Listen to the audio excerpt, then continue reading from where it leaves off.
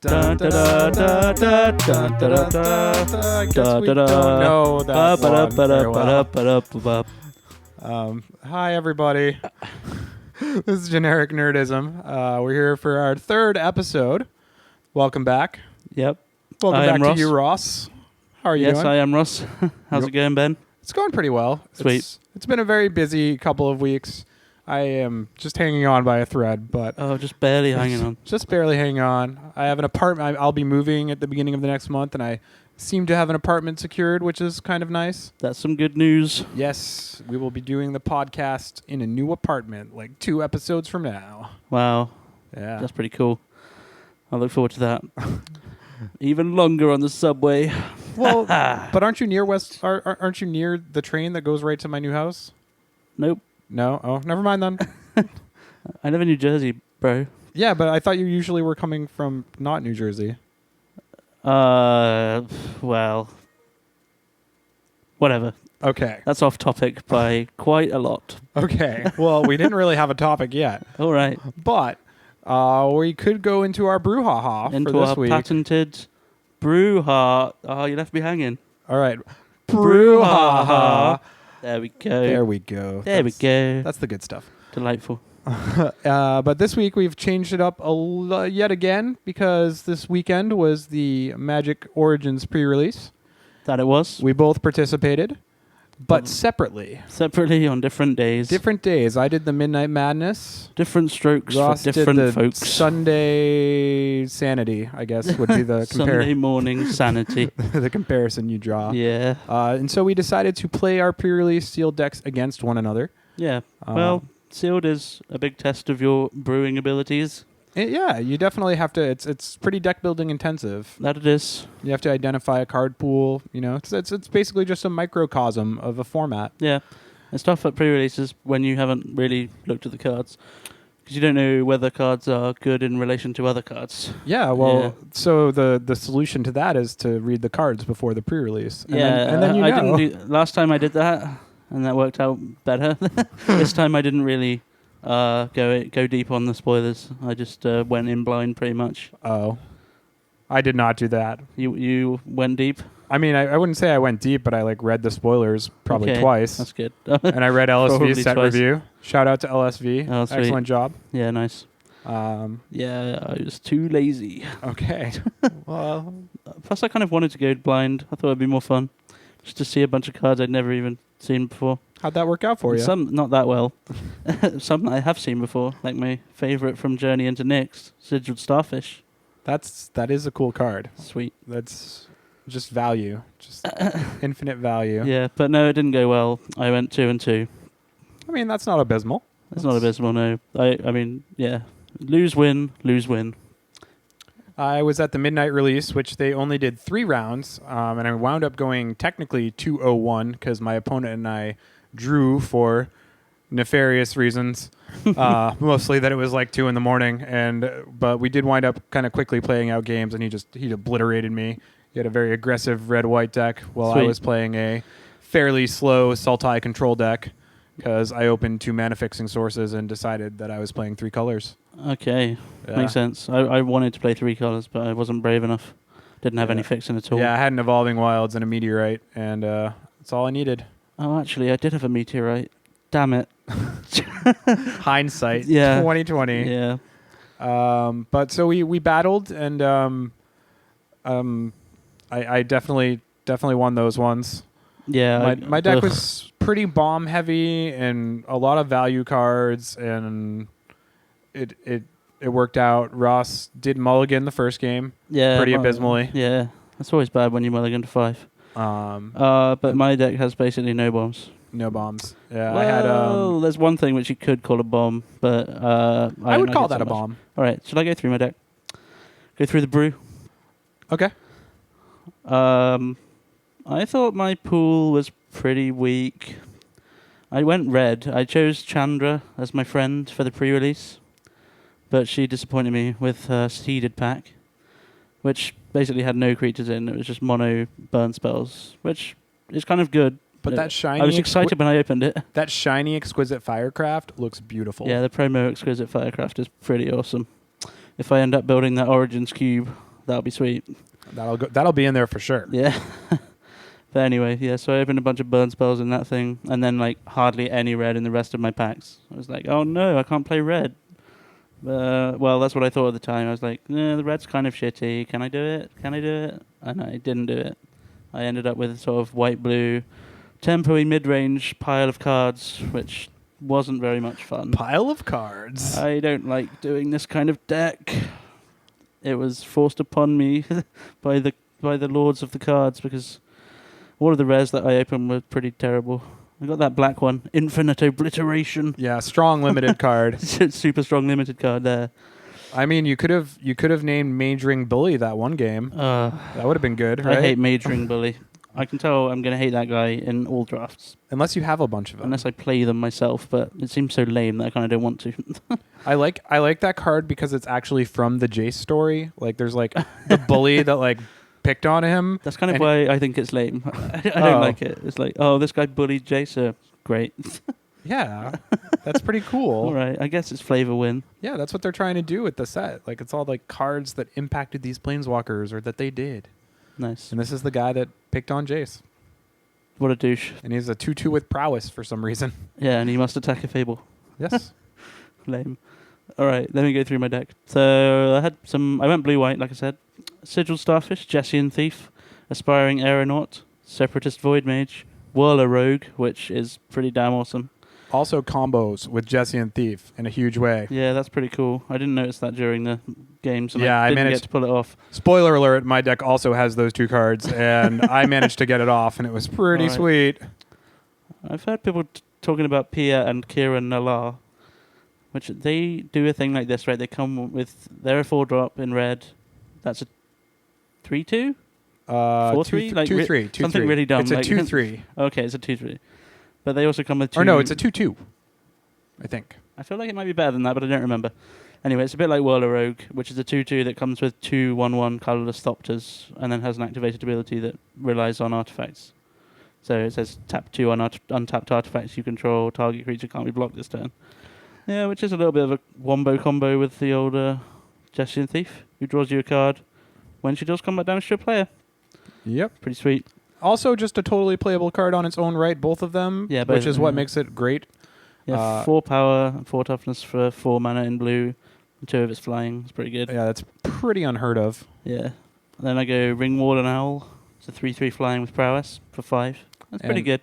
If you have yet to play Magic Origins Limited, 3/3s are a big deal. Like, not a lot of stuff is big. Yeah, And 3/3 flyers kind of rule the skies unless there's a rare involved. I was really sad trying to block 3 1s with my 3/3s, though. 3 1s, there's a few 3 1s in, like, black, which are just awful. Just awful when they're attacking awfully you. Bad when you see them against on the other side of the they're table and they're sideways. You're not that's thrilled what about I don't it. like. Yeah. Okay, then I have those are my blue creatures, and I have some other spells. So Clash of Wills, which is the syncopate type thing. Worse than syncopate. Worse, strictly worse. Syncopate / condescend / power sync. Yeah, here's one of my rares: Displacement Wave. Like last time at the pre-release, I opened like mono board wipes, and that was really good. This is not so good. A couple of Claustrophobia, which are always fine. I got a Negate. Oh, you had 2 of those? I'm jealous. Yeah. That's on my blue. So, yeah, tempo-y shit. Some removals, couple of counter spells, some bounce spells, bunch of creatures that are underwhelming. All right, and then into white. So, Relic Seeker is another rare that I opened. Like, nerfed. The term is fixed. It's a fixed Stoneforge Mystic. It's a seriously fixed Stoneforge Mystic. Plus the fact there's not very much impressive equipment in this set. I got a throwing knife, which I included and I actually think is pretty good, especially if you stick it on a flyer. A couple of Topan Free Blades. They're pretty sweet. I was unimpressed by them during the pre-release because I never got to turn the Renown on. People kept blocking them. Yeah. That's a thing about this format is that if you're not the aggro in the matchup, then you just trade. You do not want those renowned creatures getting famous on you. Yeah. It's a Consul's Lieutenant, which is a nice uncommon in white, which I will pick highly in draft, I think. Yeah. Knight of the Pilgrim's Road. It's a 3/2 with renown. It's okay. Charging Griffin. I love that guy. He's one of my favorite white sort of limited creatures from core sets, and it's a sweet reprint to see. Avon Battle Priest. Even Swift Reckoning, which is a perfectly fine removal spell in white. That's a good card too. Suppression Bonds, which is a very good removal spell in white. And Gideon's Phalanx. This is my pseudo bomb, which I never resolved. I think that's actually a bomb. Like you didn't Stone Bomb. I've seen it. Yeah, I saw it cast a few times. I didn't play the person in my pod who had it, but I saw it cast, and it typically was very, very good. Okay. Especially with spell mastery, like your then opponent attacks into you, and you make 8 indestructible power and toughness, and whatever else you had on the board, and you just blow them out. Like it's a wrath that leaves 8 power on the board. Yeah, I can see if you have that up, that would be very good. Otherwise, you might just end up trading with a bunch of 2/2s. There's a lot of 2/2s around, right? Yeah, but that's a huge stabilizer too. Like even if it's great if you're behind as well. It's great in the quadrant theory. Like if you're ahead, it's going to close the game out pretty quickly. Like obviously it's not great in development, but if you're ahead, if you're behind, if you're at parity, it's a pretty strong card. Yeah, one card which I missed, the old 7 mana Guardian Automaton. It's a 3/3 for 4, which when it dies you gain 3 life. I wish I had 3 of those in my deck. It's a good creature. I would and it's an artifact, so any deck can play it. Yep. I feel like that'll be a high draft pick also. If I had them, I would have played them. It's a good common. Oh, then there's an Angel's Tomb, which is I don't know. Maybe I was I feel like you needed more creatures than you had to play that card. I was swayed by the artwork? Recent experiences with Glinthawk Idol. Oh, this card And is not. okay, this is not Glinthawk Idol. Don't get fooled. Not even close. Nowhere even close. It sucks. I mean, I think you can play it in a deck that has like a lot of creatures, but you need a lot of creatures. Yeah, you do. All right, that's my deck. That is, and your I deck. went 2 and 2. I mostly lost out to like fast aggro decks. There's one guy in white and in red who played a bunch of majoring bullies and like things to turn on prowess, like Dragon Fodder and like the shock, whatever that's called. I don't know what that's called, but that card seems very good. Yeah, I didn't have any in my pool. My Yep. pool overall was very like kind of like. I think there was one other deck I could have built. I built, like I said, a Sultai kind of more slow controlling deck, but I could have built a red-blue tempo deck, but I just didn't think it had enough 2-drops to get there. I only had 2 Goblin Pathfinders, I forget his name. It makes a 2-power creature unblockable. And Subterranean Scout. Yeah, that's the one. It's pretty good. I had a couple of those as well. Yeah, that was my only 2 drops, and there were only 2 of them in those colors, and I just didn't think I could get there. So I decided to just play all of my best cards. I did have quite a few like rares that I was able to play. I went Jace, and here's a funny story. I showed up at Midnight Madness and I had pre-registered for either green or blue, depending on whatever. And they're like, "Oh, well, so you want to be green?" And I was like, "No, I think I'll be blue." And I went over to the little sheet where they were keeping track of how many people were each color, and there were about 12 marks for blue, and then like a couple for each of the other ones. And I was like, "Oh wow, I wasn't expecting blue to be this popular." People seem pretty down on it in this set. Yeah, I thought that. And he was like, "Yeah, it's not very popular. That's the color we put people in if they don't pre-register." I said, "I want it on the record that I chose actively to be blue." That's what I want. That's weird. And I was rewarded for my loyalty with a Mizium Meddler, which is just not an impressive card. Yeah. It was fine. Like I'm always gonna play it if I'm blue. Like just having a 1/4 flash creature for 3 is totally fine, but having it be a rare is pretty disappointing. Like obviously the effect is pretty complicated, so I can see it getting rarity for that, but it never felt powerful enough for what it was doing. But on the power side, I did have Almaret, High Arbiter, the 7-drop 5/5 flying Sphinx that basically meddling mages a single card out of your opponent's hand, makes it so they can't play it. Oh. I had the great pleasure of dropping it against Ross he had 1 suppression bonds left in hand, and that was pretty good. I was like, oh god, he's playing a 5/5 flyer. Oh, it's okay. I've got a suppression bonds in my hand. No, it's not okay. No. Everything's not okay. I don't get to do that anymore. And then I also have another 7-drop, because that's what I like to play. Majoring Responder. He's a 7-mana, 7/7 artifact creature golem with just the sweetest artwork. Like, I really enjoy the artwork on this card. And he doesn't untap during your untap step. You can pay 7 mana to untap him, and or you can pay 7 mana to untap it. I guess I shouldn't give a gender to a construct. Whenever Majoring Responder attacks, it deals 7 damage to target creature defending player controls. People don't seem to quite understand this card, because every time I've cast it, my opponent has picked it up and read it and put it back down, and then I attack with it, and I'm like, all right, I'm dealing 7 damage to your creature. And they will go, wait, what? Yeah. What does that do?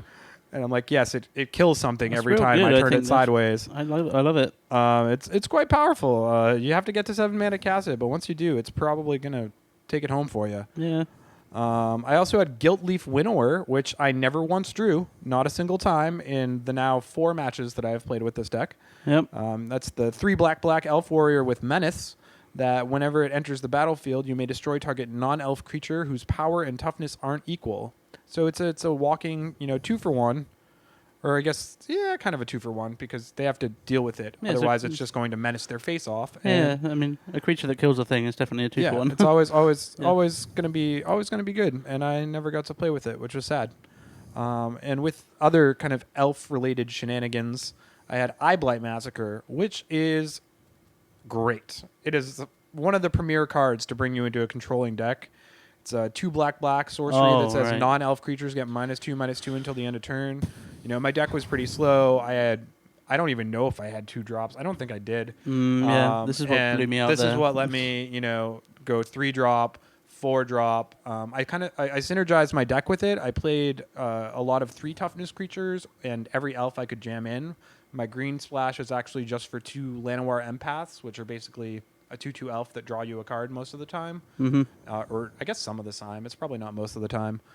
And yeah, it was very good for me. Very frequently, people would play out, 2/2, 3/2, another 2/2 creature, and then I would just lay this out and 3-for-1 them and be quite happy doing it while still maintaining a board of cloud elementals, essentially. Yeah. I'd say Llanowar Empath is closer to something like Omen Speaker.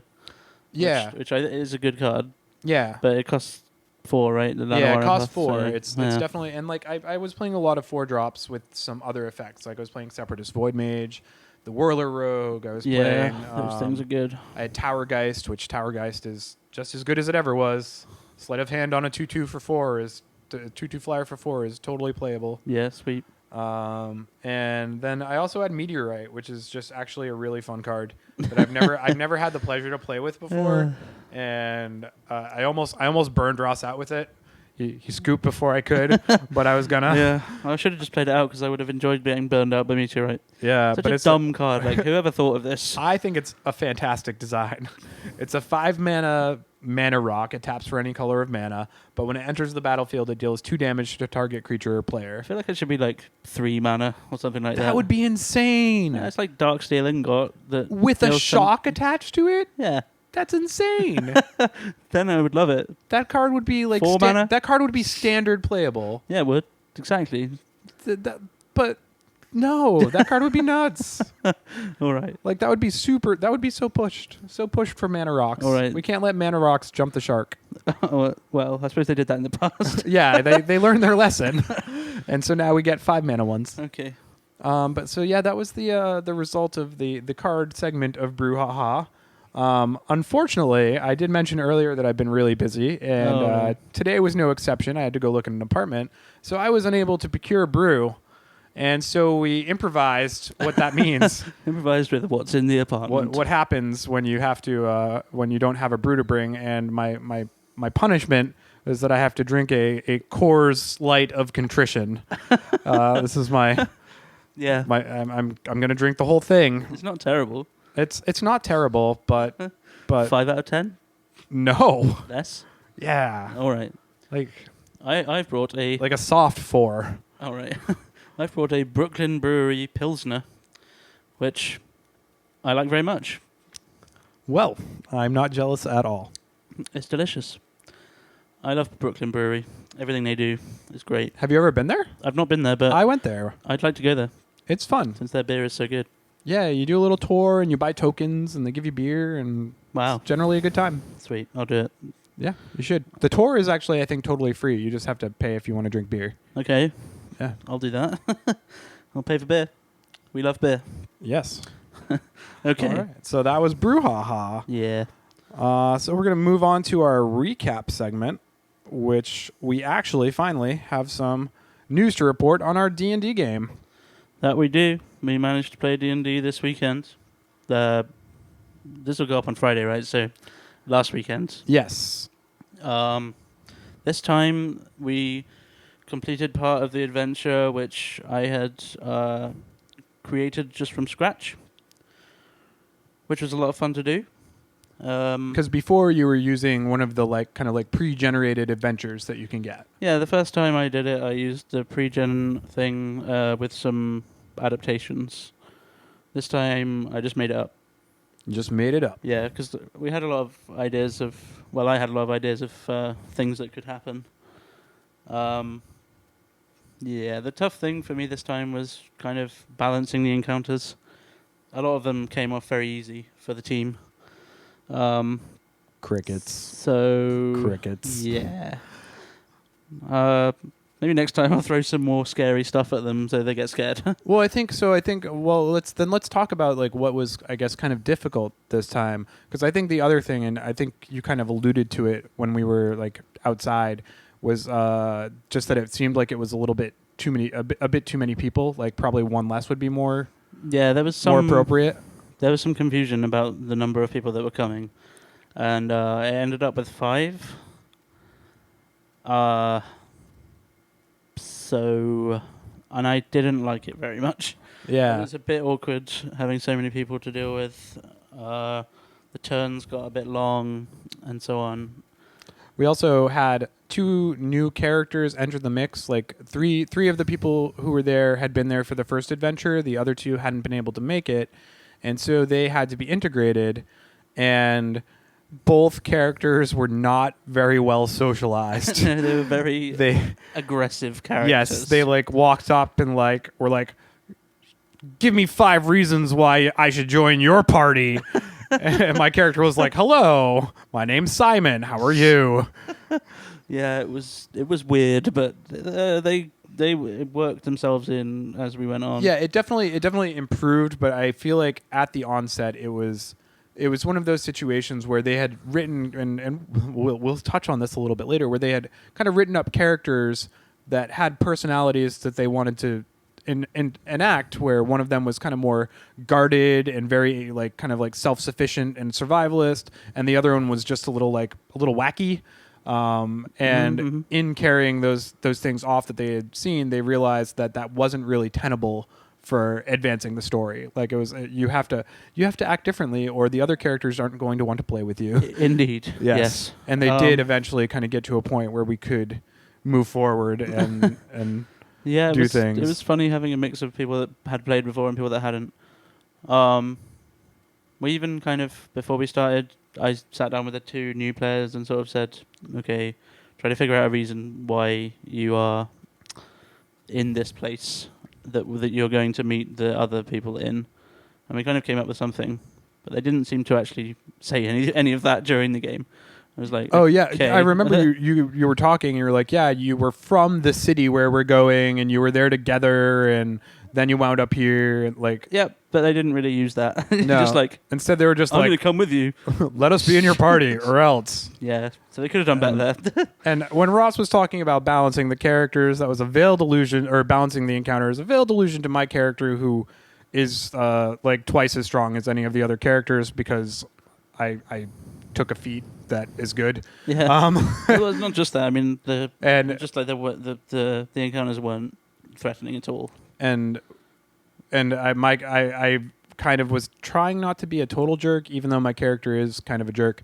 And when they were being all all blustery. I just want to be like, I could like totally take you, just like both of you at the same time. Let's go, roll initiative. Yeah, that is probably true. Level 2 rogue who does like double damage every attack. Uncanny dodge. It's basically invincible. Yeah, that would have or been not. funny. No, is that what it's not? What it's called. It's called cunning action. There we go. That's the one. Yeah. Yeah, good so, stuff. What do we do? They left from the mountains. Poor Tukjuk got injured and couldn't come. Poor Tukjuk.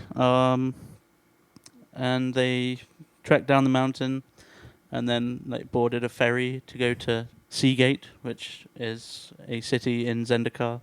It's a major kind of like hub of learning. It's the city and hub of learning in Zendikar, situated on the north shore of the Halimar Sea. Which you may remember Halimar Depths as a magic card, or Halimar Depths is a magic Seagate card. Oracle. Yes. These are all things. These are all references to Seagate. Yeah. That city. Yeah. Seagate Oracle is a guy that is, like working in the libraries, and like I sort of incorporated some of that into the what's going on in like the libraries and university type buildings that exist in Seagate. Yeah. There's quite a lot of background which these guys didn't investigate, but maybe they will. Yeah, we kind of had to just plow through there for a while, and then there was some confusion, and people wandered off, and we had to come back together. Yeah, but from the point of view of a DM, you basically did exactly what you were supposed to do with no like kind of side fluff. We're just we're in and out, following the script to the letter without even knowing. Oh, nice. I'm actually glad that happened. I'm less glad this time because this time I'd created more sort of stuff things on the side to explore for you to see. But they haven't done that yet. We can go back to that. I think that you will because later on you'll see that you'll have more reason to explore the city. So the characters got on a boat that was going down the river, and we were beset by crabs. Yeah, Hedron crabs beset them. Giant Hedron crabs, and I actually really liked that scene because like you brought it to life really well when the boat the crew of the boat was just like, oh, it's crabs, and they jumped off, and they had these like long things with which to poke and prod the crabs until they went away, and most of our characters were just like standing on the bow shooting things at them, and then the crabs went away. One of the other players actually said that they managed to imagine that scene really well as well, so I'm glad that one went down well. It did. Just like that little touch of the crew being like, oh, crabs again. It's crabs. And like having a procedure in place just made it really clear that you'd kind of thought about that scene or improvised it very well. I don't know. Well, yeah, the guys having a procedure was improvised. The fact that you got attacked by crabs was not. I like it. I like it a lot. The crabs were tough, but taking like 1 million damage from crossbow bolts was still good. Yeah, it's a lot of crossbow bolts. So after that, they got to the city, relatively unscathed by the crabs. One of the boat staff died. Yeah, I made him die. And one of our characters stole that person's hand. Yeah, he decided to slice off the hand of one of these merfolk boatmen. That's Putinov, Trotskinov, something like that, as a vampire warlock, and he's quite eccentric. Yeah, affectionately known as Poots. Poots. Yeah, he decided they'd carry around bits of various people, which is okay. He's a vampire after all. Yeah, he's got a jar of blood. He does regularly refill his jar of blood from the enemies that he kills. His Nalgene bottle of blood that he just trots around the city with him. It's great. They got to the city, searching for Ambassador Laquatus. Yeah, I guess we should backtrack. We went back and talked to Ilya, the merfolk apothecary in the village where we started, who kind of sent us on this fool errand trying to get us killed, and he revealed that he had sent us on a fool errand to try to get us killed. Yeah, he was just a stooge. He had a thing going with Ambassador Laquatus, where Laquatus would guide travelers towards him, and he was then to direct them to these Aven bandits who would kill them and eliminate any interest in Hedrons. Yes, that's right. Because for some reason he doesn't want people to know what's going on with the Hedrons. He sounds like a really nice guy, and I look forward to meeting him. Yeah, you're going to meet him. Because he had been captured. Yes. By, at first, unknown assailants. Well, so this was a fun scene, too, because we were all ready to, storm the Citadel, and go talk to Laquatus. And we walk in, and like 30 guards surround us, and they're like, "You're looking for Ambassador Laquatus?" And kind of like cagely trying to get information out of us. And then they realize we didn't know anything, and they're like, "Oh, well, he's missing. Yep. We don't know where he is." Yeah, that's right. I enjoyed doing that. It was good. You're like, "Yep, have to leave your weapons I behind." like playing the very gruff captain of the guard as well. That was fun. Yeah, then they like searched his room and found the miniature Hedron sculpture that they were looking for before, but they didn't really do anything with it. Found that he had a similar copy to Tukchuk's map. Yeah, he had a slightly more detailed map of the plane. I can't remember if you copied it down or whatever. Yeah, we copied it down. Yeah. And then they went out into the sort of seedy underbelly of the city looking for information who might have like kidnapped a Merfolk ambassador and why, and got into some scuffles in some sort of terrible bars. Yeah, one of the characters had like a kind of criminal background and was going to rely on their criminal contact to get some information because we had basically we heard a rumor from the guard that maybe these core ruffians that were active in the city might have been hadn't they said that they took him, but they didn't ask for ransom or something like that, right?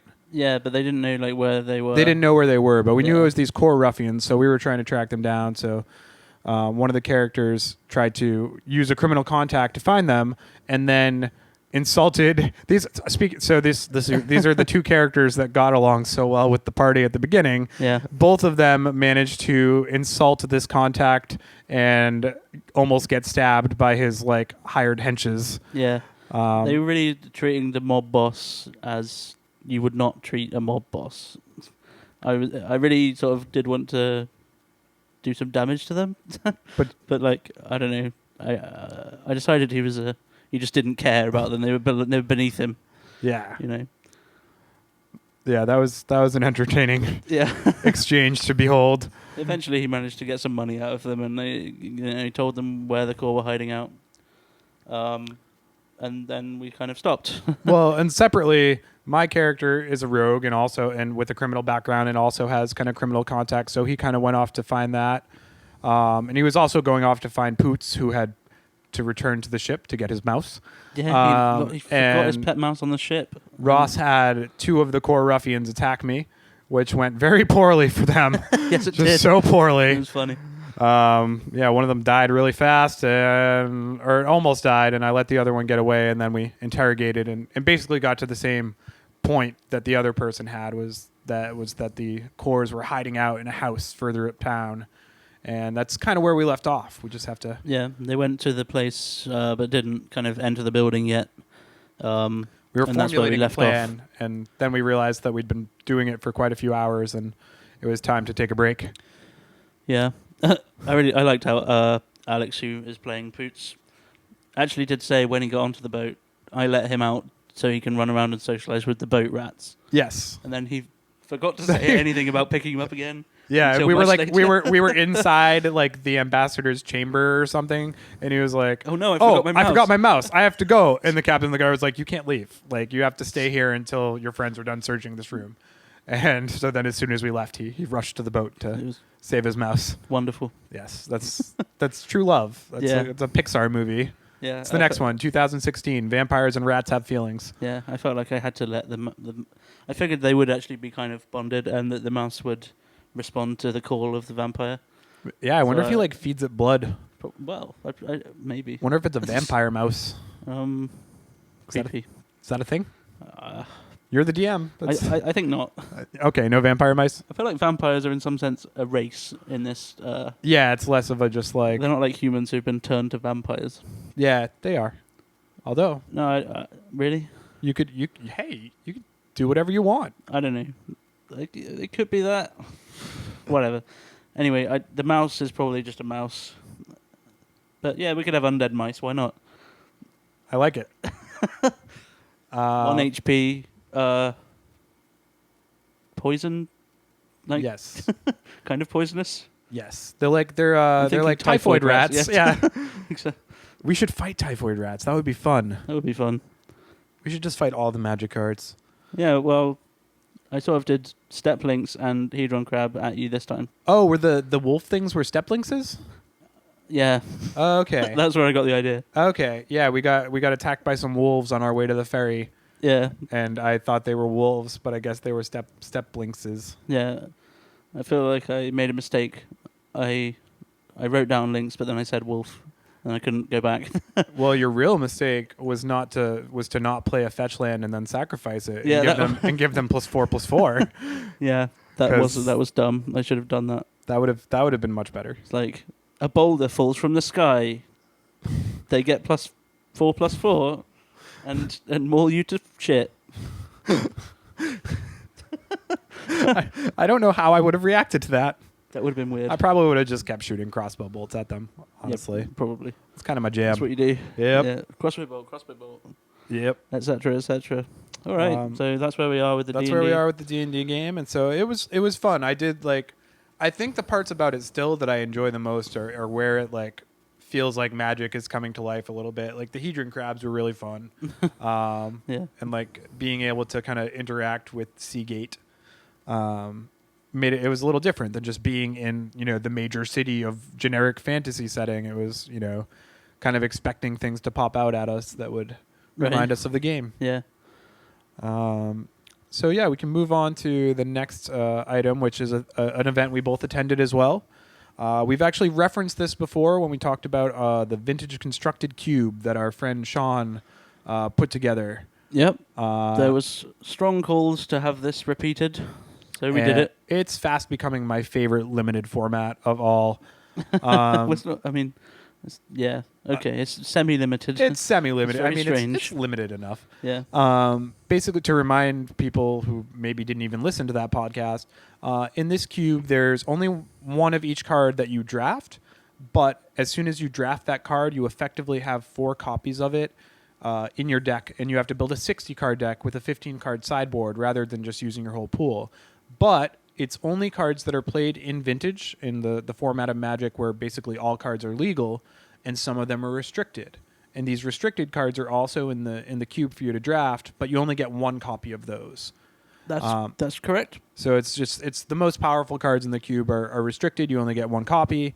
And then there's also some kind of like niche sideboard cards that you can draft, and those you only get 2 copies because it would be fairly oppressive if you could put 4 in your deck and just completely shut down an archetype. 2 is kind of fair, but 4 of any dredge hate card in one particular deck would kind of hate the dredge deck out for the most part, unless they go off on turn 1. That would be brutal. You didn't have Bazaars. No, I was just going to say I don't think that's really possible, but probably it is with Bazaar of Baghdad. Yeah. And so it's an interesting format because you've got a couple different tacts you can take to it. There's a lot of combos apparent in it, like all of the combos that kind of have at one time or another created vintage archetypes are apparent in this cube, along with a lot of the just very great value spells, the counter spells, the draw spells, the burn spells that are the best in the history of Magic. So you can either try to draft like the most popular, I think, was just jamming every combo you could draft into your deck and seeing how that played out. A couple of decks like that, yeah. Yeah, like several people have done that a couple times. Yeah. I'm still thinking, I still don't think you can go off turn 1 with Dredge. Okay. Because you can't Dredge on turn 1. Oh. Gitaxian Probe? Yeah. If you were playing it, I don't know. Yeah, you can get there. All right. Turn 2. Definitely get there. Turn 2, and if you're on the play, they don't get to drop Rest in Peace, and you're good to go. Yes. Well, anyway, yeah. Maybe we should talk about what we drafted because if it's not clear already, I drafted a Dredge deck. You did. I've been playing Dredge recently in the Legacy League, and so it's the sort of thing where it's quite exhilarating for a few games.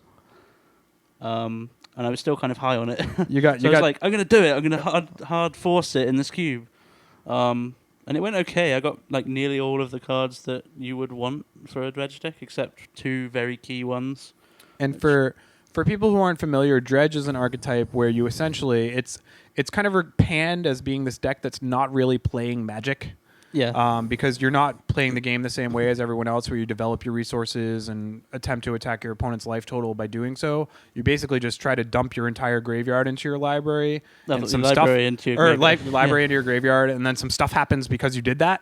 Yes. Like you get creatures for free, and then you kill your opponent from doing that.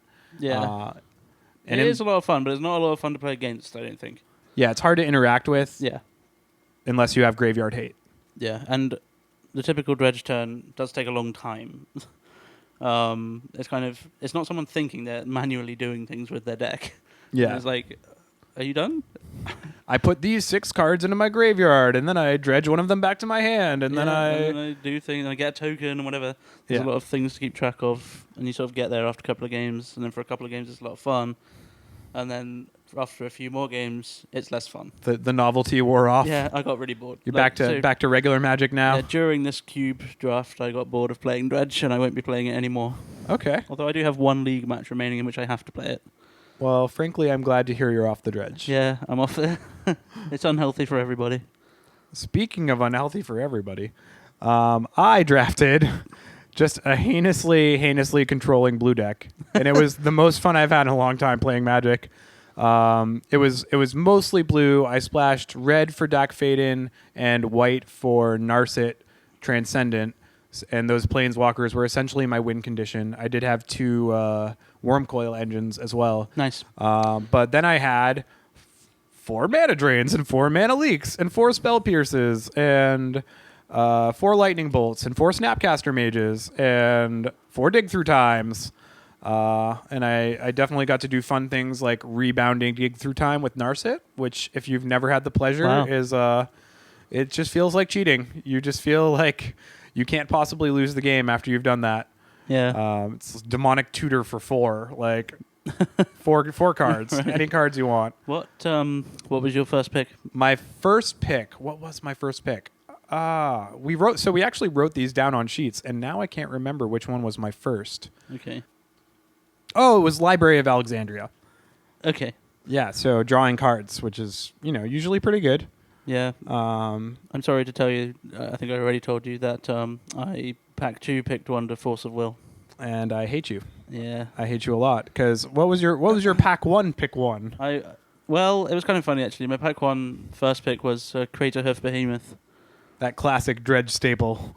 Yeah, I did play 1 in the deck actually. As a reanimate target, but for most of pack 1 I was like hedging on elves and dredge. And pack 2 you moved in with Force of Will. In pack 2 there was just nothing in the pack, so I was like, okay, Force of Will, fine. You just knew that I wanted that card and you took it. I didn't know that you wanted it. Just I assumed admit it. Somebody wanted it. Just admit it. Yeah. So I was getting some dredge cards in the first pack, but like I figured if someone else was doing it, then I'd be screwed. So I was sort of taking some elves as well. Yeah, I missed out on Bazaar and Cabal Therapy, which are really important. Yeah, those are both very good cards for the dredge. Yes, they are. Some particularly sweet things that happen in my games. My absolute favorite game. One of our friends, one of the other strategies is where everyone else is trying to do weird things and they're maybe not carrying them off, and so you just build a magic deck where you have really powerful creatures and spells, and you have a curve, and you just curve out and kill them. Yeah. And so one of our friends built that deck, and he had just like Dark Confidant. He had all these very powerful creatures. He had an Infect sub theme, and he played out a Sword of Fire and Ice. And I kind of tempoed him out, killing his creatures with lightning bolts and snapcastering back the lightning bolt. And then I slammed a Dak Faden and took control of his Sword of Fire and Ice. And then I equipped it to my snapcaster mage and beat him to death with it. Ugh, it's so gross. And it was really fun. Getting bolted is just the worst. And then when you steal the Sword of Fire and Ice, that makes it feel so bad. Well, and the other great thing was that my finals match was a mud deck, and he had managed to pick up almost all of the like artifact control deck cards. He had Tritosphere and Thorns and Forge Master, or he didn't have Call Death of Forge Master, but he had Metal Worker. No, he did. I didn't think he had Forge Master. He had Tinker. He had Tinker for Blightsteel Colossus. No, he had the Forge Master. Oh, he did? I got by it. Okay, I never saw those, but he definitely Tinker Blightsteel Colossus me. Yep. And that was So that gross. was yeah, and then he was so the beauty of my deck was that I was playing 3 copies of Dak Fade in main deck, which is pretty good against the mud deck. And so he actually managed to resolve a Tinker when I had tapped out for something, and he was kind of looking at me, wondering if I had a Dak Fade in my hand, and he went for a mere Battlesphere instead. Because I think he realized that if he had gotten that and then I had dropped Dak Faden, he would just lose because I would then have the Blightsteel Colossus. Okay. But I did not have it, and I did my level best to convince him that I did have it so that he would do that with my face while he was shuffling through his deck looking pensive. Great. And it Mind worked games. out. It worked out very well. Like vintage is partly mind games. And then I ripped a Dak Faden next turn because I am just the best Magic player of all time. That's the greatest. Yes. In Nice. hindsight, I should have tried to convince him to get the Blightsteel because I should have just hearted the cards and knew I was gonna get Dak Faden. Yeah. But I went 1 and 2. The dredge was okay, but yeah, I got beaten by this guy with the mud deck because it was really, really good. It was like solid, like shops, vintage shops is what it was. I had like a pretty strong game against him. Game 1, just like I drew pretty well. Game 2, I didn't cast. I cast a 6 mana Ancestral Recall. That was the only spell I cast the entire game because it cost so much at that point that it was all I could do. Yeah. But game 3 I managed to get there. So you won the tournament. I won the tournament. 3-0. Bragging rights. Nice.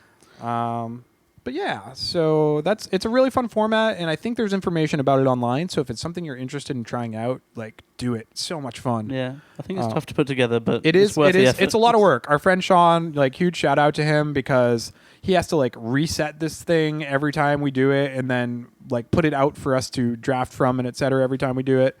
And it seems like a lot of work, and we really appreciate it, buddy. Cheers, Sean. Okay, so one thing I did recently was, and one thing I used to do very often, in fact, was a Winston draft, which is a kind of draft that you can do with 2, 3, or 4 people at a push. 2 is what it's best for, though. And what you do here is get a bunch of random cards. Ideally, I guess they would be packs. 3 packs each, or the equivalent number of cards from your collection.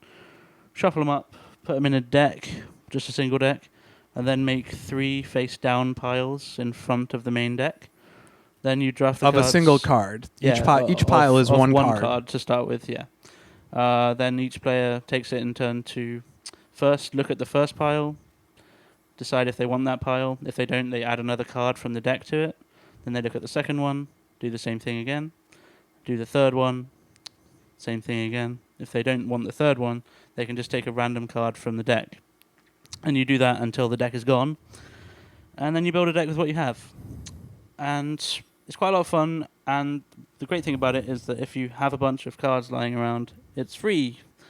Yeah. So my friend and I just made, sort of manufactured some packs of Magic cards from the cards that he had. So I took like 6 rares, 18 uncommons, however many commons you need, some extra like fixing 66. and artifacts to make it a bit more strong, and then that was it. Yeah. Who won? I did not win. You did not win? No. The bad thing about these like 2-player formats is that a single bomb can really like tilt the game in favor of someone. Okay. Like if they. So right? what was the single bomb that wrecked you? Angelic Skirmisher. I don't know what that is. I think that's the right name. It's a 4/4 angel with flying, which at the start of combat on your turn, you can give all of your creatures either vigilance, life. Oh, Battle Grace Angel. Yeah. Isn't it? No, that's the exalted one. Okay, you're probably right then. I think I'm right. Yes. Yeah, so he had one of those, and he had a bunch of other creatures which were good. And my deck was like blue-red tricks, prowess and tricks. Tricks. Yeah, so it was mostly like the cards are mostly from Fate Reforged and Khans of Tarkir, because that's when my friend Mark got obsessed with buying Magic cards. Okay. So like a bunch of the cards had prowess, and I was like, okay, I'll try and do a prowess deck. And it worked on one occasion on which I managed to pump my dragon style twins to like a 6/6 and get in with them. 6/6 double striker. Yeah, that was sweet. Seems that was powerful. my play of the day in the one game that I won. Nice. Otherwise, I just lost to big fat creatures because I didn't have any of those. That was probably my biggest creature, was a 3/3. Yeah. Double strike. Blue-red historically doesn't deal so well with the big creatures unless you can like tempo them out. Yeah, I did have some good. Actually, no, I didn't. I had 3 collateral damage. Oh, which are not good because not very good. Yeah, I mean, I think it's a fine card for limited, but not against big fat creatures. Like yeah. Like I didn't have that many chumps to sack, so it wasn't very good. Yeah, that was fun. Yeah, and that's a good thing you can do. Yeah, I actually haven't done that much. I'm aware of the format and have never actually done it. Yeah, I used to do it a lot back in the UK, where packs are even more expensive than here, because with the $3 or $4, I guess here.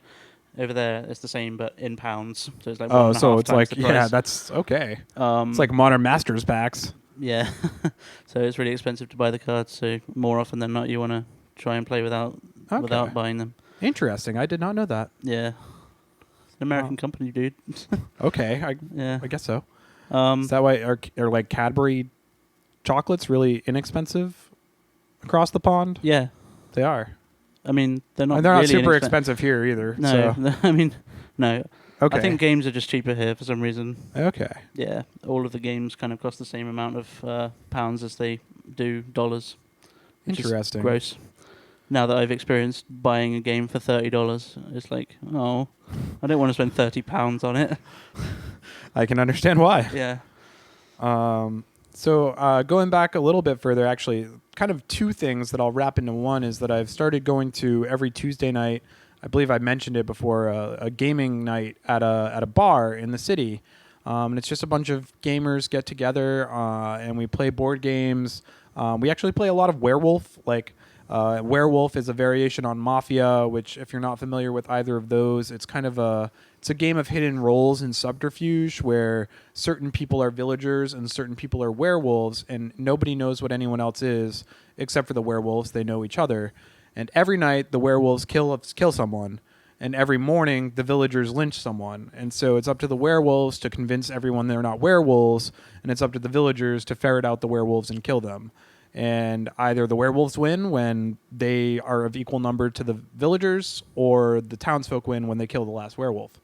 And we played like 10 games of Werewolf back to back last week. Nice. I really like that game. It's tons of fun. Yeah.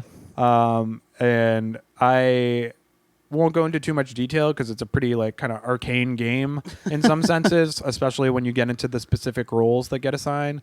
But it's a lot of fun, and it's actually really like this group. A lot of it is the game. The idea of it is that the people are getting together to socialize and using games as kind of like a medium to do so, which I'm a huge fan of. I love that games provide a social context for people. And Werewolf is a really interesting game to do that with, because it's like, oh, hi, nice to meet you. I'm going to lie to you for the next half an hour. Yeah. I'm going to try to convince you that I'm not killing your friends. And I, in fact, am. It's really good. Especially, actually, did you find when you played multiple games with the same people that you were suspicious of people that were werewolves before, even though... Oh, no, there's definitely a thing of that. Where, yeah. Well, and so I naturally draw a lot of suspicion, I think, because I have a beard. I think Right. I think the associations are that like kind of like weird and obvious, where they're like, oh, that guy has a beard, he's like clearly suspect. Yeah. He must be a werewolf. And I'm almost never a werewolf. Like almost never. Right. Most people are almost never a werewolf. Yeah. But so this is a group of people who get together fairly frequently and have played a lot, and there's 2 people in the group who at the start of every game everyone's like, they're a werewolf. Nice. And then they get accused, and they're usually one of the first ones to get killed. Yeah. Right. It's like it's the game. It has its own little meta game built around the fact that one of these 2 people will always be the first one dead. Yeah.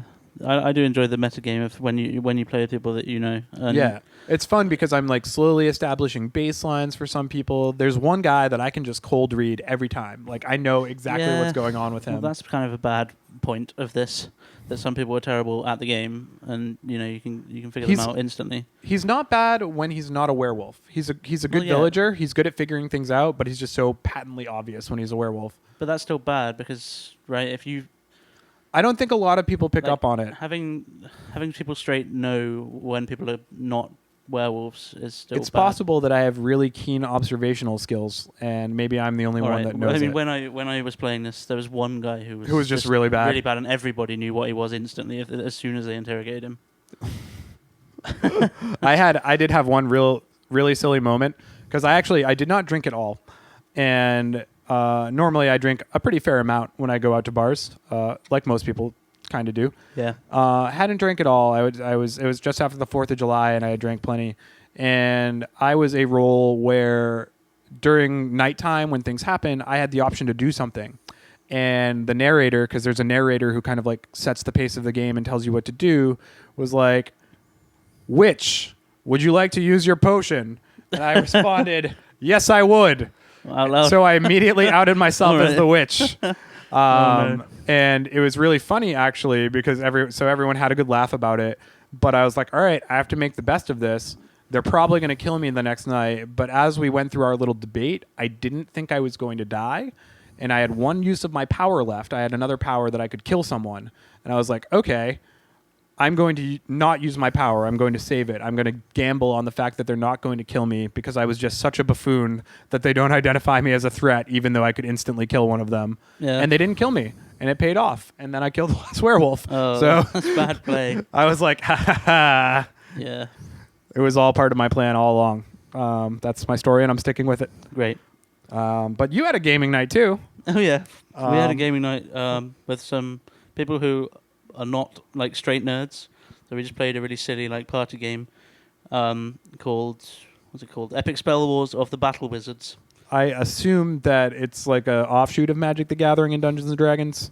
It's really nothing like those things. Like it's like silly, like it's cartoons, and you have a hand of completely random cards, and you have to build a spell by playing the cards, and the spell does things to people, causes them damage or whatever. So it's similar to Magic the Gathering in that sense. But, I mean, the sort of artwork and the theme of it is really silly on purpose to make people laugh. So you would classify this game as silly? Yeah, super dumb is what I'd classify it as. Super dumb. But, on the other hand, it was a lot of fun. Oh. It wasn't much of a game, right? It was just like a social party game. Yeah, it's just something that was happening. Oh, that's the other thing I wanted to talk about. Crap. Okay, go for Sorry, it. I remembered. Also, at this gaming thing, we played this like meta game. Some of us where we went to it and we had goals that we had to accomplish in secret. And if anyone saw that we were acting suspicious and said something about it, that meant that we lost. And then there were also people who were there as spies that the game master had told. There will be people here trying to accomplish secret goals. If you see anyone acting suspicious, let me know, and they lose. Wow. And so we had these surreptitious goals, and so mine, they all scaled in difficulty, kind of. Like my first one was just that I wasn't allowed to be caught looking at my phone to check the rules. Like if the game master saw me checking the rules, I immediately lost. Okay. It was fine. I remember the rules now. That's good. My second goal was to find out who was the last person that one of two different people in attendance had kissed. So I had to kind of like dredge information out of them essentially without being too, obvious about it. And we managed to get that one. Okay. And then my third one was to make sure that we played certain games in a specific order. So we had to play, what's it called? Sure, I can't remember. Resistance. Which is another like hidden role game. That's just like Mafia, right? It's similar to Mafia. It's a little bit different. Well, this is a version that is packaged for retail. Yeah, you can buy it, and you have cards which tell you if you're bad or good. Yeah, and it's a little bit you kind of like go on missions, and the spies try to get on the missions so that they can fail them without being outed as a spy, so that they can keep going on missions. And then Cards Against Humanity, that old chestnut. Yeah, okay. Which was the one that I thought was going to be really challenging because people seem to be pretty sick of that game at this point.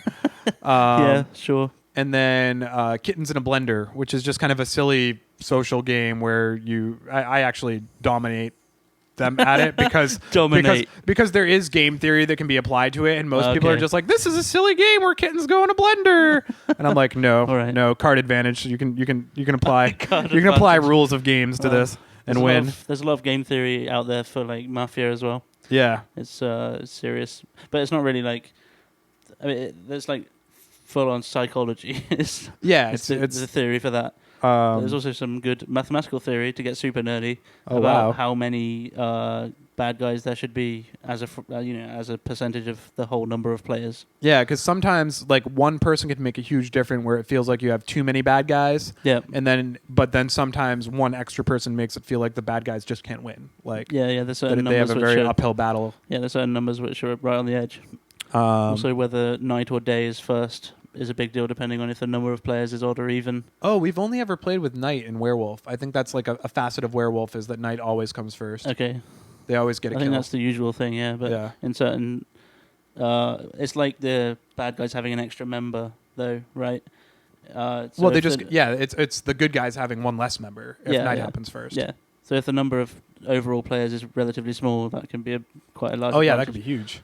Yeah, but odd or even is a thing to consider as well, but I don't remember exactly why.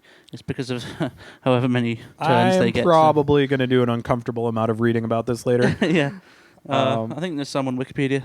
Oh, I'm going to have start to look at there. That. All right. Let's go to the next segment. So the quick tie into that. We've got to segue smoothly. Yes, I'm going to segue smoothly because I wrote these things in an order, and that's why. Sweet. Is that I take part in another small D&D game. It's just me and two other gentlemen playing in this world that the DM has kind of created painstakingly over many years, and they have two characters that they played up to level 8 from level 1 together that they wanted to kind of pick back up. And so they basically invited me to join them in doing so. And I got to make a level 8 3.5 character. So just to try to like provide some analogies to what that is for people who haven't played a lot of 3.5 or tried to do it in a fairly competitive fashion like I like to do. So if from a magic sense, imagine that you can make a magic deck with any magic cards ever. Any magic cards ever, and that there's like some rules that you have to follow that kind of require you not to make just obvious like choices like I'm going to build the best Black Lotus Ancestral Recall deck ever. Okay.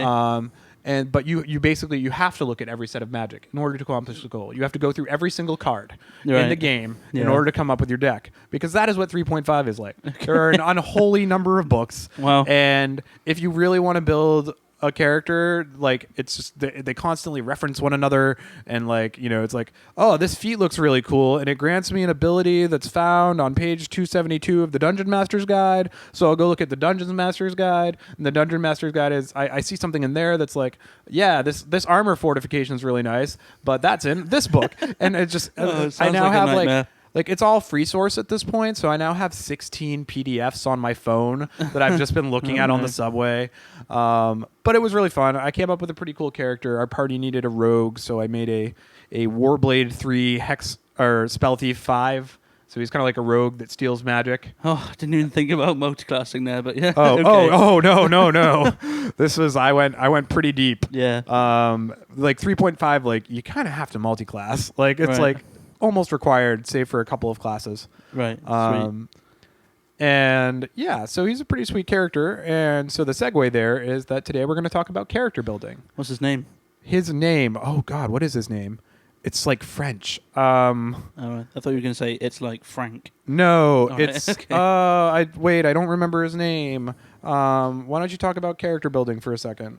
All right. So that was the segue. In that, for our main topic, we're going to discuss a little bit about creating yourself a D&D character. Now, Ben has been playing D&D a lot longer than me. Well, so the misnomer there is that I actually mostly played other role-playing games and did a lot of character creation there. Yeah. But a lot of that carries over to what we're talking about here. Principle is exactly the same. You need to dream yourself up a person that you can act as in the game, And there's many facets of creating the character which you have to think about when you're doing it. I mean, you can put as much or as little effort as you want to into this, especially in 5th edition D&D, where you can essentially just take a character which is pre-constructed for you straight from the rulebook. Is the most basic thing you can do. On the other hand, there's still the whole book that you can look at and read the whole thing, and then you'll see that there are many, many options of things you can do. My character's name is Garen Don Teal. That's very nice. Yes. He's from noble blood, and apparently the nobles where he's from in the setting have kind of like a French flair to them. So I gave him a pseudo-French sounding name, but also kind of fantasy flavored. It's good flavor. Yes. I like it. Yes. So from a gameplay point of view, you have many, many options. But for me, the most important thing is creating yourself a believable person that you can really get in the head of and play. You're acting as you are that person. So it's great. Well, I mean, that's one way of role-playing, which is fine. It's something that a lot of people have different thresholds for. Yeah. Some people that's not really an important thing to them, and so maybe the more important thing to them is rolling dice and doing damage. Yeah. So they tend to kind of usually default to a fantasy version of themselves as a general rule. Tends to be how that works out. That's okay. I mean, it's fine. Like it works out, but definitely. And one of the reasons I love 5th edition is for the backgrounds, because I feel like that really gives you a good hold on what your character kind of maybe it acts like rather than what they can do. Yeah. They have those bonds and goals and etc. that just kind of can give you some guideposts for what your character might be like if you want to take that kind of like bare minimum approach where you just pick one of each of those and say that's my character. Yeah, the pre-constructed backgrounds are great for people that don't want to think of one, but they're also just great in general because they're an inspiration, right? Yeah. I listened to a podcast called Stories for the Fifth Age, which is a D&D podcast from 2 DMs who are very, very story focused. And one of the things that they do is go through each background and basically come up with a cool idea for a character of each class in that background without kind of like taking the really stock example usually. Like, yeah. If they do a rogue with the criminal background, they try to find something a little bit deeper than that obvious rogue with a criminal background. Uh-huh. Like my character that I made. But, right, yeah. But that's one of the kind of cool things that you can do is there's a lot of ways to go about making a character, and usually the most daunting thing is figuring out that basic concept. Yes. And I think that's kind of the first thing I'll say that you really need to have is a concept for your character where you just have an idea of it. Anyone who does any writing, a lot of times you get the idea that you just want to find one, sentence or one paragraph that would describe your entire story that you could keep referencing and, looking at the page. I mean, like, does this page go back to that central theme? And your concept for your character is the same way, where, I am a reluctant fighter forced to raise his blade. And if that's your concept, you're obviously going to elaborate on that a lot, but that gives you a guidepost that every time you make a decision about, your statistics, your background, you can refer back to it and kind of stay true to that. Yeah.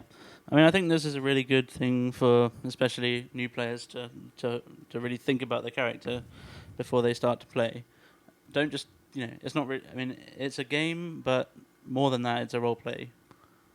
You come and you play as the character, right? And there's have a good idea of what your character wants to be and what will be fun for you to do. Yeah, how they're going to comport themselves. And like we said earlier, is the way that they comport themselves going to be, something that's relevant to the party? A lot of times, it's kind of a little bit of a trope where most of the party is like lawful good, and then there's one evil guy just running around killing people. And obviously that results in a severe suspension of disbelief that these good characters who are stopping people who murder people don't stop this one person because he's in our party or she's in our party. Right. Like, yeah. And so I find it strange how there's the trope of the party which has a fighter and a cleric and a wizard and a rogue. Why would that be the case? Why would you not just have like a bunch of thugs who want to go and fight some things, and they're all fighters kind of? Well, you can definitely do that, but that's more of like a DM prerogative thing where you have to arrange the game that way, because the game's actually designed for that party where you have some kind of beater with heavy armor, some kind of crowd control character, some kind of healer, some kind of sneaky character that can disable traps. Like you have to be able to hit all those notes, or you're probably not going to win. Yeah, no, the monochromatic party would have problems with most adventures, right? Because most adventures would have problems that only one of the characters would be able to deal with successfully. Right. Well, most of the time, I would hope it would be a collaboration. I mean, we're getting like a little bit off topic. We're getting into dungeon mastering again. Yeah, again. Yeah. But yeah, I mean, and that's everyone. That's kind of, I think, one of the major problems with being not problems, but like challenges, is that everybody put work into their character and wants their character to shine a little bit, and it can be hard to balance that. It can be hard to kind of give everyone their day in their sun, and find problems that the rogue can solve and the paladin can solve, and the diplomatic character can kind of get their feet wet in some politics and etc. Yes. But so that's something to talk about in character creation, is that there are these kind of predefined archetypes, maybe not class, maybe not mage, but usually when you talk about a mage, you think of a very bookish, scholarly character. Right. And then so if you want to play a mage, do you want to just do the mage trope where you're this, got your nose in your book every time the party stops to rest, and or do you want to take a left turn from that? One of the things I really love, it's one of my favorite sentences nowadays, is restriction breeds creativity. It's something Mark Rosewater says a lot about magic design, and I find that to be infinitely helpful when I make a character. Yeah. I suffered a lot of indecision in my daily life, what to watch on Netflix, what to order on Seamless. Right. And having some like rules really, really helps you narrow it down very quickly. For example, my character that I made for this other campaign, they said, we kind of have everything covered, but someone to take care of traps and sneaking around. And I was like, all right, I'll do that. I'll look at Rogue. And I looked at Rogue, and I was like, man, I don't really care for that. Seems kind of boring. And so then I found the Spell Thief eventually, and kind of really liked the character that I've gone and so that's an example of how I usually end up making characters. Like me, 9 times out of 10 is I do like to be the one who kind of like plugs the holes, because if you give me the entire universe, I'm just going to sit there spinning in circles. I'll make like 3 or 4 characters and not be able to decide which one I want to play. Okay, I'd rather be the guy that creates his character in a vacuum and just plays it no matter what. Yeah. Yeah. I can't do it. I'm so bad at it. Okay. But yeah, and it's kind of interesting that for me, it's always a process where I go to the obvious first, and I eventually kind of keep digging a little bit deeper until I find something that I feel is kind of both interesting and gives me some room to do something interesting, because I've decided at this point that spell thieves basically are rogues that their sneak attack damage, they can give it away in order to steal spells from people, either to actually make it so you can't cast it, or if like there's a spell buffing you, I can steal that buff and have it for myself. That sounds cool. And so I've decided that he's super addicted to magic. Addicted to magic. He loves the feeling, the rush that he gets from every time he steals a spell. That's sweet. And so that's kind of that's his mission at this point, is just to find newer, more awesome types of magic to shoot up with his sweet kukris. That's good. He's also a crit fisher. Nice. I'm a super munchkin. Everyone, guys, I can't help it. I love crunch. Did you have you seen Buffy the Vampire Slayer? I have seen Nice. Buffy. So you the know movie, about the magic addiction stuff in there. Oh yes. I will probably watch once more with feeling, just to bring myself back up to speed, because I don't sing that all the time, anyways. All right. Well, you should. No, I actually do. That was Okay. Yeah. That's good. But so something else. Seems like the sort of thing a gay nerd would love. Yeah, I do. I love it, and I'm not gay. They do a shadow, the gay geeks, who I marched with at Pride, do a shadow cast play of it, similar to what people do with Rocky Horror, where you basically like lip sync the entire show and act it out. When and where and how much is a ticket? I believe it's August 16th, and it's sometime in that weekend, and I'll let you know, because please do. We can totally go. I'll bring you for sure. I'll do it. It's a lot of fun. That sounds amazing. Going back, I just mentioned some terms that maybe people aren't familiar with. They're definitely D&D terms. Right. Munchkin is kind of the idea of someone who likes to power game. They like to have their character be very effective in battle or at skill monkeying or whatever thing they've decided their character is good at. They like them to be really good at it. Right. And I'm one of those. Okay. And then I said crunch, and crunch is there, like on a D&D character or a D&D game, you have crunch and you have fluff. Crunch are the numbers. Crunch are the numbers. Crunch are the numbers. Right. Crunch is, and some people like really enjoy that. Their greatest joy in making the character is figuring out how to, do the maximum damage absolutely possible. And they make spreadsheets and run simulators on how this feat adds like 1.7 damage and this feat adds 1.8. So I'll take that feat. No, for real. Okay. I believe it. I mean, I've done things like that with like Final Fantasy. Yeah. But I'm not so deep in D&D that I've started to do that yet. And then Fluff is the rest of it. Fluff is the story stuff. Fluff is, where did your character come from? What do they like to do? Yeah. That's everything else. And so I find it's really important to balance the crunch and the fluff. Like I try to, it sounds kind of ridiculous, but I try to go about 80% on both. I know. That's not possible. I see the look, but I don't want to go all out crunch, but I go pretty deep into it, and I don't like to go all out fluff for a different reason, because going all out crunch is just eventually it robs all the joy from the game for me, right. Because it's like a self-fulfilling prophecy that you're going to fail because you can't always win. You just can't. Sometimes you're going to roll a 2, and that's that, you know. But for fluff, it's for the other reason. It's because you don't always know how your character is going to play out. You have this idea in your head, and you wrote. Maybe I used to do a lot of online role playing where I would write 5,000 word backgrounds for my characters, right. And then get into play and be like, "Oh, that doesn't make much sense." I don't like it. Yeah, I've had that experience also.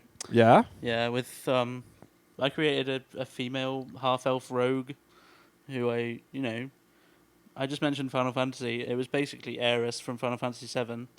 I don't know what that is. Well, some people will. This is generic nerdism. Probably a lot of people. She's a character who was like a nice person who sold flowers on the street and kind of got dragged into fighting. And then brutally murdered everyone. No. Oh. She died. Oh. Yeah. It was very sad. Oh, that is sad. Yeah. I don't even know her. But anyway, so I thought this was my first inspiration. Spoiler alert, this everybody. Character. I was like, can I do something like this? But then I was like, okay, this criminal background sounds cool. And then I just got totally confused about everything. And I was like, is this a good person or a bad person? And I just made a total mess of it. So don't do that. Yeah, and have a clear idea. Well, for me, I think it's less, and this is just for me, and your mileage may vary. It's less important to have a really clear, ironclad idea. It's more important to have a good enough idea that you can hit the ground running, and then as you're playing it, realize, hey, if my character's a jerk to everyone he meets, no one's going to want him in their party. So maybe he'll only be a jerk some of the time. Or maybe he'll only be a jerk to the NPCs, and the other characters will think it's funny, and that'll make them like him. And yeah, great.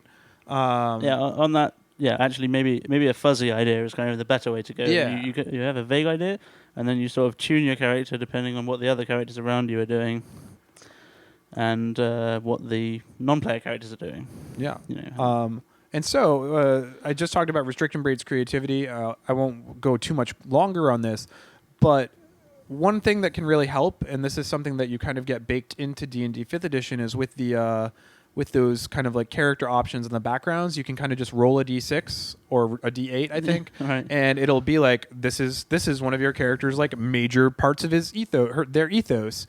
I roll a d4, and that means that I owe my life to the priest who took me off the streets, and that's one of your character's driving motivations. Yeah. And that randomization can be just a great tool. If you find yourself stuck, if you just have no idea where to start, you can do almost anything. Sometimes I will roll a d6, and I will assign each number to one of the attributes for a character. Yeah. So 1 would be strength, 2 would be dexterity. I'll roll the dice, and whatever comes up, that has to be their primary stat. And so going from there, that then limits me to a few different classes. And so that just gets me to a smaller section of the D&D universe to work with. Yeah. I like it. I've done it more and more randomly. Sometimes it's that's all I need is the one roll, and then sometimes I'll be all right, I've narrowed it down to these 3 and I can't decide, so I'll roll one of those 3-sided dice that only exists online. Yeah. And find out which one I should be. Yeah. All right, cool. I'm going to be a barbarian. Sweet. I've never been a barbarian. I actually kind of want to be one, but I have some ideas, but I can't. I don't want to do it in. I don't want to do it in 5th edition. I want to do it in 3.5. Okay. Sure. But I don't know really what the difference would be, but there's a huge difference. that's weird. But okay. They're just 3.5 is. I like it a lot more. It's a lot simpler. It's a lot more user friendly. Yeah. But there's more options in 3.5. Right. Yeah. And yeah. I like them, and they will allow me to do this silly thing that I want to do. Okay. Talk more about that later, maybe. All But right. and the last thing I'll talk about is that a great resource, and for example, in our campaign, is that you can draw on the setting. You know, that's either you're working in an established setting, whether it be Greyhawk or Eberron or Faerun in the D&D canon, or your DM has created a setting of their own devised. Or, you've adapted a setting like Magic the Gathering Zendikar. Mm-hmm. If you're having trouble, you can look at that plane. You can, ask your DM, hey, what city are we going to be in? Yeah. Oh, we're going to be in Seagate. Is it okay if I make my character like someone who used to live in Seagate, but, they had a hard time and they had to run away? Because I think it would be kind of cool to have them go back at that point. Yeah, that is cool.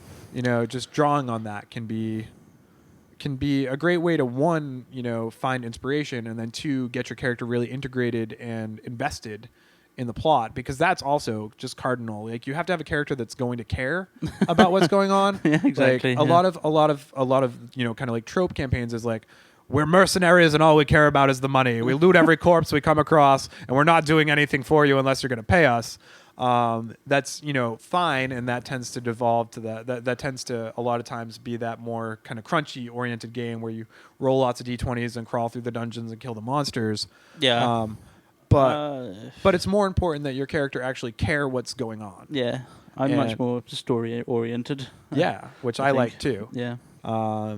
And on a final note, I am going to be making a new character for our campaign, so you don't have to stop worrying about me doing lots of damage when you balance your counter. Yeah, it's like, well, oh, okay, everybody does like 7 or 8 damage.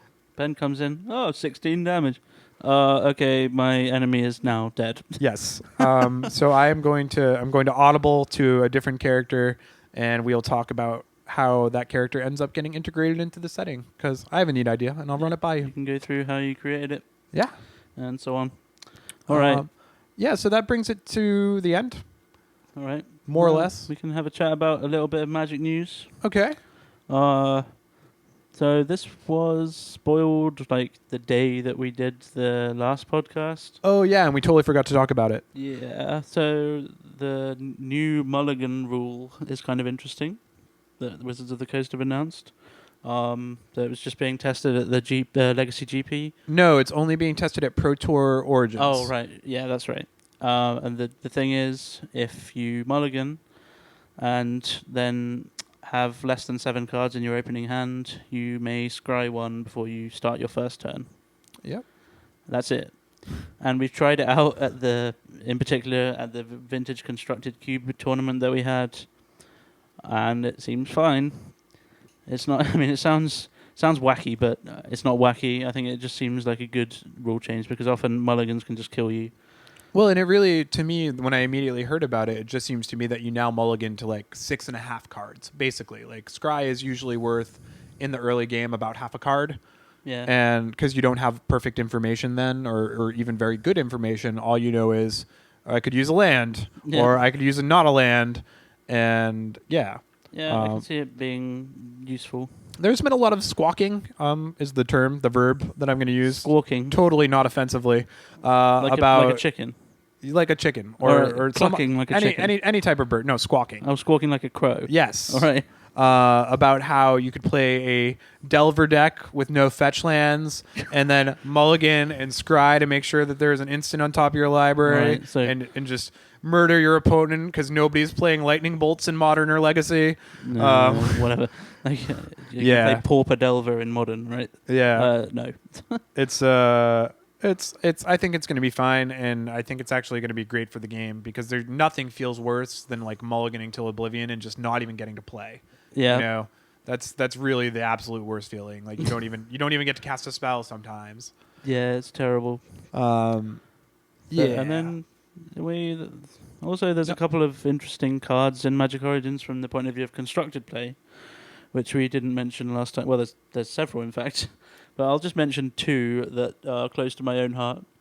One being Goblin Pile Driver. I have already brewed a modern Goblins deck, and I'm looking forward to trying it out. You're a terrible person. In fact, I tried it out already. A little bit. I played against like Grixis Twin, and it wasn't very good. those lightning bolts, those snap bolt Damn snaps. lightning bolts.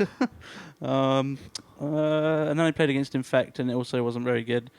Okay. So I'm thinking it's not very good, but we'll see. It was at least fun to play with some goblins. It might be good against certain other decks, but Infect is faster, and Grixis Twin is super control-y. So those are Not the kind ideal of matchups. you do not want. I think maybe against other matchups it will do better. Yeah, so that card is sweet, and I'm super happy to be playing with it. And there's also, please Google me the name because I don't remember the name. I probably will remember it. What is it? It is a Merfolk wizard for 2 blue. Crud, I'm not going to remember the name of that one. Flash. It has a which big name. Can bounce a tapped creature when it enters the battlefield. Oh, it's like Harbinger of the Tides or something like that? That's exactly what it's called. Wow, I just Harbinger got of the that? Tides. Nice. And I said it wrong there. It's not a 4-drop, it's a 2-drop. And you can cast it at instant speed if you pay 2 colorless more. Now, this is kind of nice in at least modern Merfolk as a potential replacement for Tidebinder Mage, in that if you have an Aether Vial, it's an instant speed bouncer guy, and you get a 2/2 Merfolk, which usually in Merfolk will be at least a 3/3. Yeah.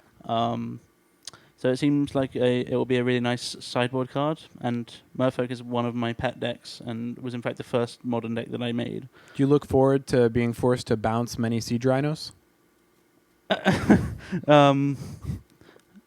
No.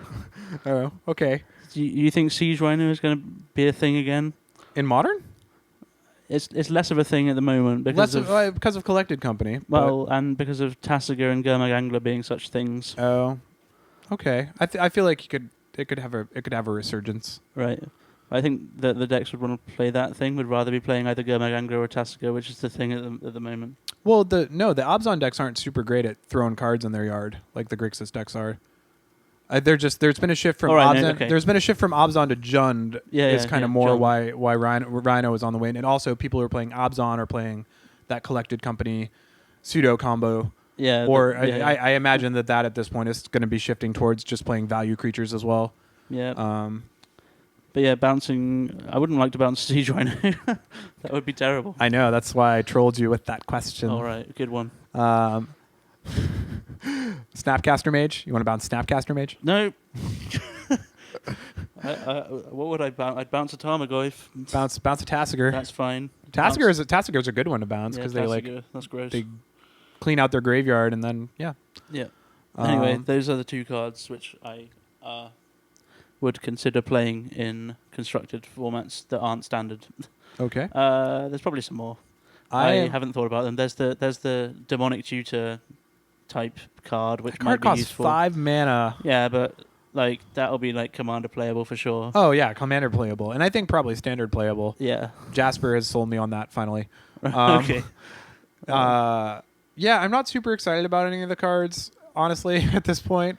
My favorite card, the strategy, didn't really wind up bearing out. Thopter Spy Network. There will be no Thopter Spy Network in Standard until Battle for Zendikar happens, and even then, I'm dubious that they will print us the sorts of artifacts that will make that good. We are hoping also that Relic Seeker might be a thing with in future standard sets if they print some actually decent equipment again. That would be nice. That'd be very nice. But yeah, I mean, I think the card that I'm most excited about is Clash of Wills. That's so boring. I'm really excited about Strictly Worse Condescend. Why? Mostly because in Standard it presents a viable 2-mana counterspell that doesn't require you to put a bunch of dragons in your deck. True, it's going to open up some deck building avenues, which is kind of exciting to me. Okay. Because I am pretty high on counter magic right now. Wow. Oh boy. Nice. Yeah. It is a good feeling. It's just there's nothing like snapcastering an ancestral recall to make you just wish you could bleed island juice. Oh no. I've been Snapcaster remanded too many times against like twin decks, and it makes me sad. Yeah. Snapcaster ancestral recall. Like, That sounds really gross. it was so gross. All right. Well, on that note, I think we should tie this one up. Speaking of gross. Speaking of gross. That was a complete non sequitur, folks. All right. We're signing out. We'll see you in about 2 weeks. Well, actually, you'll be listening to this in a few days, but we'll see you 2 weeks after that again. Yep. Thanks for listening. Peace. Good night.